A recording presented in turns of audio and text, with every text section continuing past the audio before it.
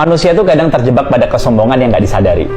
Kalian pasti udah akrab kan dengan istilah Jumat Berkah, di mana orang berlomba-lomba untuk sebanyak mungkin berbagi dan sedekah. Nah, biasanya pada saat Jumat Berkah itu ada yang ngasih, ada yang nerima. Sebagian orang ngambil, sebagian nolak. Dari beberapa orang yang nolak, saya tuh sempat nanya, kenapa sih ditolak? Dan rata-rata mereka bilang, udahlah buat orang lain aja yang lebih membutuhkan. Toh saya bisa beli sendiri. Bahkan kalau bisa, justru saya yang ngasih. Sekilas kedengarannya baik ya. Ini nih yang saya bilang di awal tadi, bahwa kita seringkali terjebak pada kesombongan yang nggak disadari. Kita selalu nganggap bahwa memberi lebih baik daripada menerima. Tangan di atas lebih baik daripada tangan di bawah. Sehingga banyak orang terobsesi untuk menjadi pemberi dan merasa rendah jika dia sebagai penerima. Ya mungkin karena kita selama ini sering mendengar, dengan memberi, bersedekah, kita bisa dapat pahala berlipat sebagai bekal di akhirat. Sementara kita nggak pernah atau jarang banget diajari ilmu tentang menerima.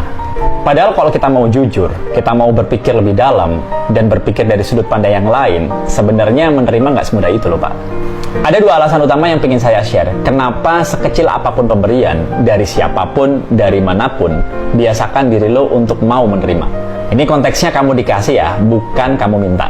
Yang pertama gini, ketika muncul perasaan, cuma nasi bungkus, toh saya bisa beli sendiri.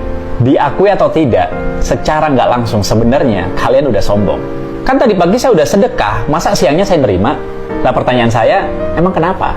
Terus yang kedua, saat kamu udah nerima nasi bungkus, cobalah makan sampai habis. Kenapa? Ya mungkin kamu nggak selera dengan makanannya, tapi justru disitulah pelajarannya. Ketika sesuatu nggak enak terjadi dalam hidup kalian, nggak sesuai seleramu, maka kamu nantinya akan terbiasa menghadapi dan menikmati sampai keadaan nggak enak itu terlewati. Pelajaran yang lain adalah, ketika kamu pengen ngasih sesuatu ke orang lain, pastikan yang terbaik, supaya orang lain punya selera menerima pemberianmu. Jadi intinya, jangan ngerasa sok keren ketika saat ini kalian jadi pihak yang memberi. Karena orang yang menerima dengan ilmu, bisa jadi dia dapat kedudukan yang lebih tinggi dengan ilmunya. Sementara kalian cuma dapat pahala. Bahkan kalau kita tarik dalam kehidupan sehari-hari, orang yang mudah stres, tertekan, gak sabar, atau depresi, bukankah awalnya mereka sulit menerima keadaan? Jangan-jangan nih, ketidakmampuan dan ketidakmauan kita menerima sekecil apapun pemberian dari orang lain, itu yang membuat kita susah menerima keadaan dan keputusan yang udah ditetapkan Tuhan.